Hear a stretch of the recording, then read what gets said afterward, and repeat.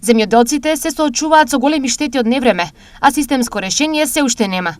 Законот за земјоделско осигурување 2 години е во собраниска процедура, а никој не знае кога ќе биде усвоен. Според министерот за земјоделие Љупчо Николовски, проблемот е во следното.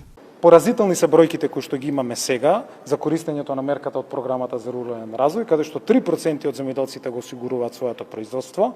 Тоа е заради тоа што изгубена довербата со компаниите.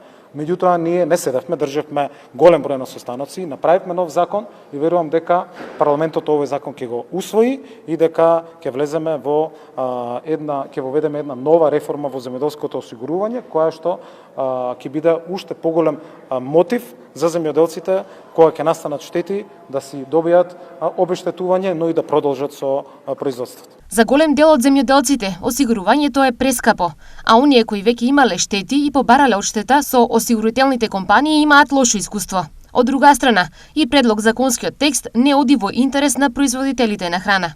Еве зошто. Предлог закон што е сега за задолжително земјоделско осигурување е несоодветен и недобар, значи од следните причини. Прво, нема изградено критериуми по кои критериуми ќе се вршат проценка на штетата. Второ, немаме утврдено производни цени, односно немаме утврдено заштитни цени. Без кои цени ќе вршиме ние осигурување? Трето, тоа е на еден начин уценување на земјоделците, принудно да морат да осигуруваат. Осигурување треба да дадат доброволна основа. Така да тоа за државата што сака да го наметне како дополнителна давачка, ние уопште не го прифаќаме. Како според земјоделците може да се реши овој голем проблем? Според нас решението е да се седне да се разговара и да се најде реален одржлив модел. Секако дека сме свесни за тие климатски промени што ги имаме брутално и што ги трпеме штетите. До душа и ние земјоделците сме најоштетени од сето. Меѓутоа, треба да се најде некој модел за основ на некои економски параметри да можеме да добиеме реално обештетување. Да ви кажам искрено, често пат се случува да дадеме повише пари за осигурување, него ли да добиеме повратно обештетување.